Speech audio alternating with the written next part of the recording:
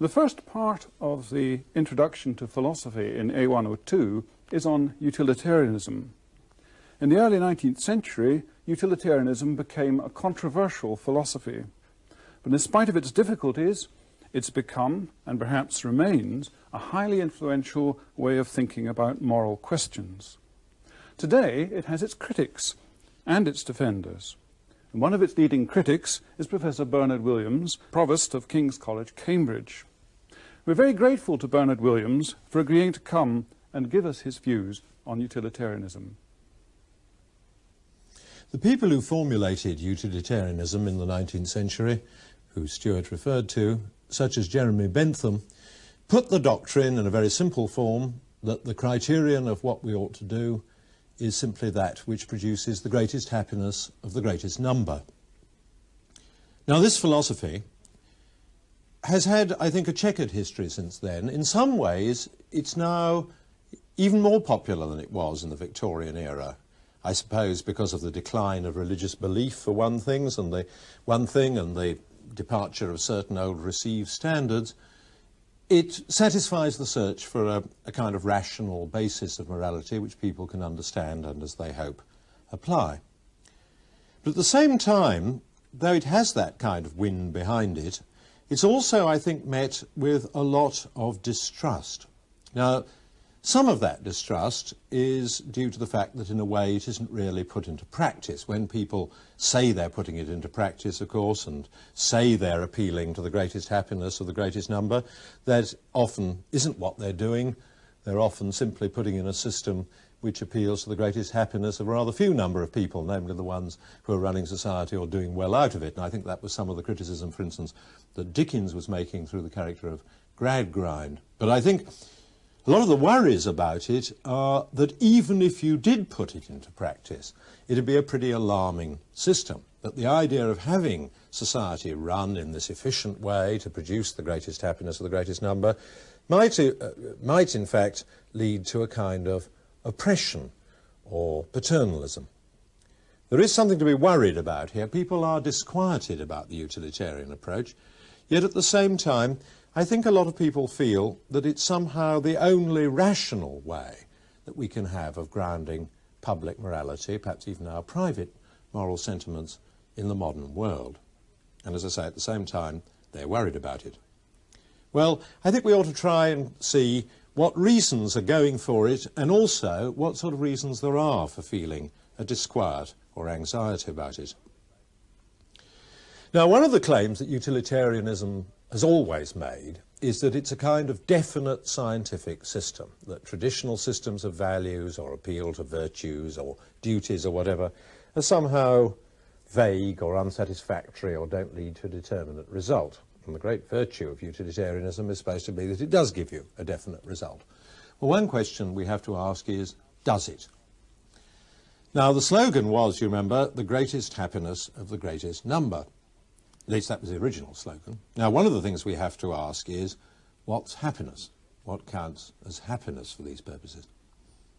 Now, for Jeremy Bentham and the early utilitarians, such as James Mill, John Stuart Mill's father, to some extent for John Stuart Mill himself, happiness meant pleasure and the absence of pain.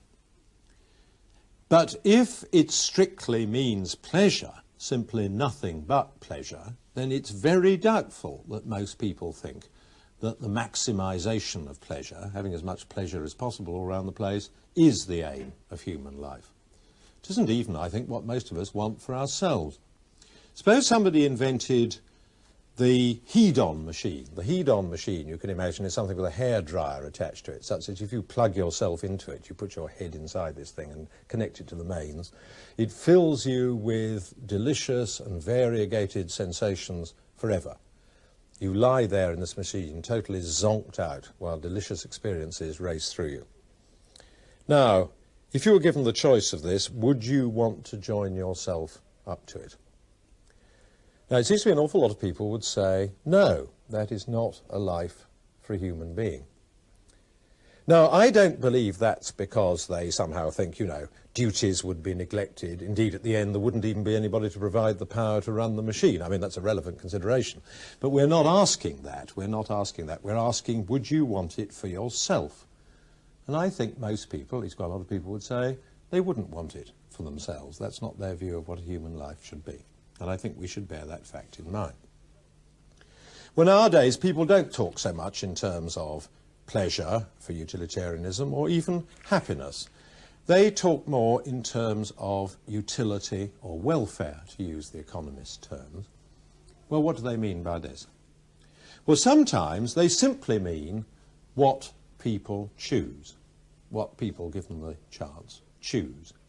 This is what the economists call revealed preferences. And they say that what the aim of social or moral theory should be is to give people as much of what they want in those terms, in terms of revealed preferences. But of course we all know that what you choose may not be what you really want. That's a very familiar factor. In fact, a great deal of the time people are always choosing things they don't really most want. One reason for this, the simplest reason, is that they suffer from factual error. They choose some, for instance, patent medicine, and they choose it all right. They don't, in the end, really want it because they falsely believe that it's going to do them some good. In fact, it's no use at all. Well, somebody might say, is what we really want what we would enjoy if we got it? Is it enough to say that if we'd enjoy it, if we got it, that means that's what we basically or really want? Well, surely not. Consider the old pleasure machine again, which I just referred to, the hedon-on machine. If you plugged yourself into it, if you did that, you'd be frightfully satisfied. If they sent a message in to your doped state and said, how do you like it? You'd say, wonderful, wonderful, it's absolutely marvellous. They say, do you want to go out and do something else? Work for politics, listen to concerts? Oh, no, it's wonderful in here, thank you. Would that tell you that that's what they really wanted? No, of course it wouldn't. Because you know it's an effect of being in this state that it makes you like it. Another example of that is brainwashing.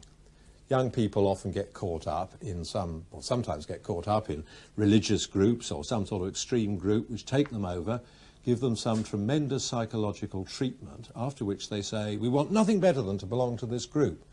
But people, their parents for instance, don't think that proves that's what they really want.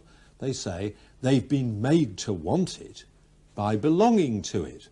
And if you've been made to want it by belonging to it, that doesn't prove that it's what you really almost basically want. Well, there's a lot of notions here. There's the notion, for instance, of what you choose, revealed preference, what you want, what you would want if you were better informed, what would make you better off, what's in your interests, and last of all, perhaps, what suits your needs. Now, all of these are notions we use when we're thinking about ideas like happiness. It's very important which of these sorts of notions utilitarianism, which is just interested in increasing happiness, really wants to adopt. And in fact, I think historically there have always been two strains in utilitarianism, and there still are. There's what might be called the hard-headed factual strain, which says, doesn't matter about all this fancy stuff about interests or needs or what people really want, we'll just give people what they actually prefer. Let's just stick to the facts. That's the utilitarianism of social surveys, consumer research, just going by what people say, away with all these manipulative and so on ideologies. They say that's what you might call the hard-headed factual strain of it. The other strain in it is that really the utilitarian administrators knows what's best for people. They've got an idea of what it would be like, of what people would want if they were better informed and free from confusion. And that sort of utilitarian tends to correct people's preferences. It says we won't just take them as they're expressed in choice or preference. What we'll do is from social science or other sources work out what's best for people. And that tends to lead to a kind of paternalistic management of society, on the other hand. Now, we'll come back to that. There are two political strains in utilitarianism. One is a kind of consumer democracy. The other is a kind of paternalist management. and they jostle with each other. One goes into focus when the other comes into focus when the other goes out. And that's because they play with the concept of happiness between these two extremes a lot of the time. What we've got to realise is there's more than one concept of happiness here. Well, I said there were quite a lot of problems even in the old formula, so there's some problems in the term happiness in the formula, the greatest happiness of the greatest number. Now, one of the other classical sorts of problem concerns what's meant by the greatest happiness of the greatest number. What is it to maximise happiness? What does it come to that, even to increase it? Well, we have one fairly simple criterion, which is sometimes used, and as far as it goes, it's not bad. You've made things better if you've made some people better off and nobody worse off. Well, if you can produce a situation in which you've made some people better off and nobody worse off, you're doing quite well. But of course, in most social situations, it isn't as easy as that. When you make some people better off, you make some other people worse off, almost always. And so what utilitarianism, or any calculations of welfare and utility, are stuck with is trying to think about how you, as it were, lay off the increase for some people against the loss for other people. For instance, am I going to be so much more advantaged by getting these books to read as compared with the loss to somebody who has to pay taxes to support the universities or something of that kind and perhaps cannot buy so much food for their children? How do we compare these kinds of welfare calculations? This has always been a great problem for this kind of thought. Now, the utilitarians will say, quite rightly, that this is a problem for everyone. Everyone has to take this sort of thing into calculation if they're going to think about these things sensibly. And they're right, they're right. Everybody, these difficulties are to some extent difficulties for everybody. The peculiarity of utilitarianism is that it tries to think about these things simply by using the notions of welfare, that is, utility, preference, happiness, whatever those notions are I talked about, and maximising. They're the only notions they want to use. And the fact is that using these two very difficult notions by themselves, in my view, just makes everything harder than it would be if you helped yourself to a rather wider range of notions. Now, there's some more problems that utilitarianism runs into, and I'll mention a couple of them quite briefly here. One is, as I've already implied really, because utilitarianism only adds up and compares welfare, it doesn't have any special place for the kinds of preference which we might call a need. Some of our preferences, we in our ordinary thought think of as being more basic than others. People's preferences for basic housing, for having a family they can keep together, for food, for a decent measure of privacy. We feel in a way are so basic that we call them human needs. Now, our notion of needs is relative. Nobody will deny that. It's relative to the kind of society, the degree of development, the kind of economic development the society shows. What's a necessity in one place is perhaps not a necessity in another place, and so on. But we have this category. Because we have this category, some of us think that it's more important to meet these basic needs before you go on to meet other things that are mere preferences. Utilitarianism doesn't, at its basic level, care about that.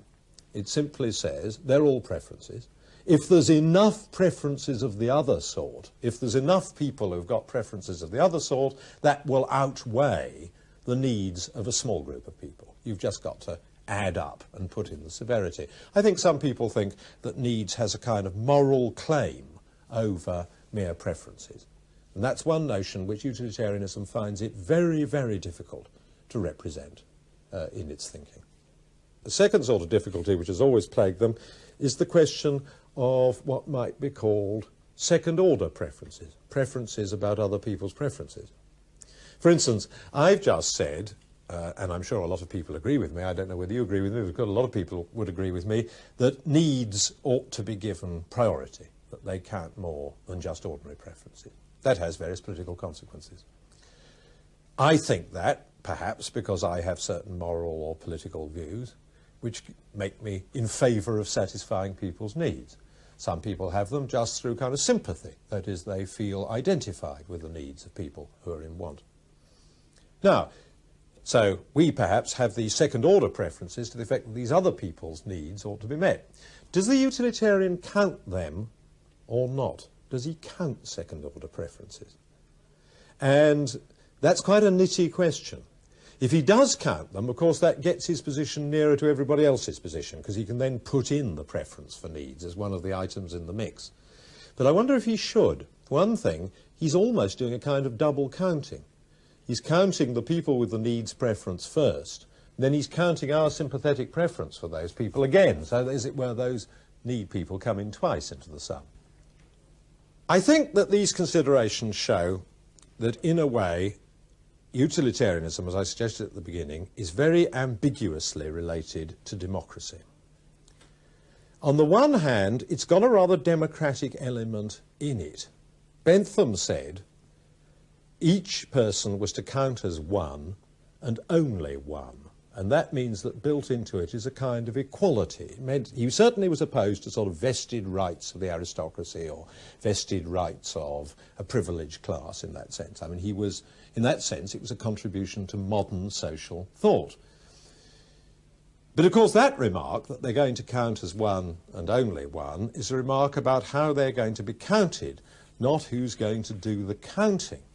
And at the same time, Bentham and the early utilitarians, and many of their followers, really think in terms of things like central agencies, to put all these preferences together, an enormous amount of information about people's preferences and social science applied to their dispositions and so on. And this means that somewhere in the middle there is going to be a system for adding the preferences together in some way or other, which certainly won't give everyone what he or she wants. And of course, if we have the bit which I mentioned before about not simply giving preferences as they are given, but improving them, then of course this central agency is going to be pretty paternalistic as well. So in one way, it is a bit democratic, but I think that the democratic strain, it's confined simply to majoritarianism. It's simply that it involves adding up as large a coincidence of preferences as well. If you think that democracy's got something to do with self-government, for instance, still more, if you think it's got something to do with minority rights, then utilitarianism isn't the philosophy for you. It's actually more concerned with efficient management of majority preferences than it is with self-government or the representation of minority rights, which it's not particularly good at. Well, now, granted that utilitarianism has all these difficulties, which I've mentioned, and there are many more, of course, which have been much discussed in the years since it was first formulated, why does it have the appeal that it does? Well, I think one thing we have to say, just in passing, is it's important that it isn't a religious or transcendental philosophy. It's a secular philosophy. It's very firmly this worldly, and I think that's a requirement which many people make of a philosophy for a modern state. In fact, it's a requirement that a lot of religious people make of the philosophy for a modern state. A lot of religious people don't think that the public philosophy of our society should be itself religious. They think that religion is a very proper thing in its own sphere, but as it were, we are having a pluralist and secular state where you can't build in religious principles into the foundation of things. So, of course, a secular philosophy is desirable. Another thing is that it's one way of interpreting the idea of a pluralist society where people have very different and manifold opinions of various kinds. One thing about utilitarianism is that it seems to be a kind of minimum commitment philosophy. It seems to be just based on one thing we can all agree about, which is making people happier. The trouble is that it isn't as simple as that. When we think about questions, we have a plurality, moral questions, we have a plurality of reasons, a lot of different reasons. In private, we think in terms of duties or virtues or what makes somebody a decent person. In public, we think in terms of such things of preserving the environment or thinking about endangered species or about social justice, which are not obviously utilitarian ideas, all of them. And general happiness is one notion we use among others. But once we have to start talking in public to rationalise our decisions and explain them to everybody, then of course we looks as if we want a common currency with which various claims and various ideas can be compared. And utility looks like the one common currency we can all agree on. That's why it is an important system. It seems to meet this need in a modern society.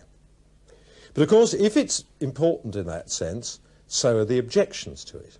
And we've got to remember that the criticism I made at the beginning, that first, we don't actually agree that some very simple notion of preference maximisation is the one thing that matters. We think very much in terms of interests and needs and justice and a range of notions which aren't simply utilitarian preference maximisation. So it isn't simply true that we all agree on this notion of maximising happiness in this simple sense.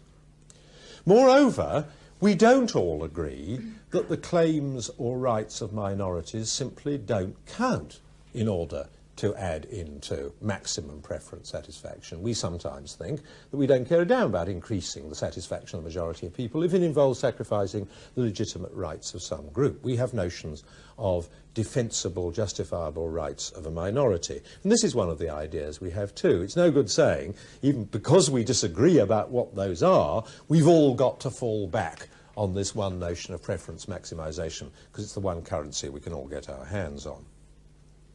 On the addition factor again, it's a lot of this stuff about adding up preferences, adding up happiness so as to maximise it, are actually, when you come to look at it, a fair degree of bluff. And when people try to do it on a social scale, they're not really doing that. They're taking a lot of things for granted. They are actually using a lot of familiar values when they come to these situations and, as it were, pretending to do a sum or kidding themselves that they're doing a sum when they're not really doing that. It's wrong to think of the way in which we take the various claims we use in political or social thought together, to think of that as just a calculative or addition process. It can never be that. It's always going to be a political process. It's going to be a process that's going to involve putting some claims against others and recognising at the end of the line there may be some judgments of priority or importance which we cannot totally rationalise. Now, I don't think when we talk about utilitarianism that we should think of it as if we were discussing simply the timeless truth of some moral system, as if it was somehow written in the galaxy what the true moral system was and we're trying to find out what that truth is. I think what we're trying to do, we're all trying to do, utilitarians included, is to arrive at the most sensible judgment of a public morality to suit the peculiar needs of a modern society. The modern society is very complex. It has many different opinions in it. It also has a quite peculiar demand to understand what it's doing. It's a very great mark of modern societies, that they want to try to understand what they're up to. They're not content with mystification or mere myths or obscurity anymore. Utilitarianism tried to meet that demand. It is an attempt at the public morality for a modern society. And it has an honourable history as trying to meet that demand. But my own belief is that it never can meet it, because in the end it has too few ideas to meet our needs. It only has the one ambiguous idea of welfare or happiness and the one inoperable idea of maximisation. Those are its ideas. I think we need more ideas than that. We need as many ideas as we can lay our hands on, and I don't think we want them as tied up with ideals of quantification and trying to add things together, as utilitarianism always has been.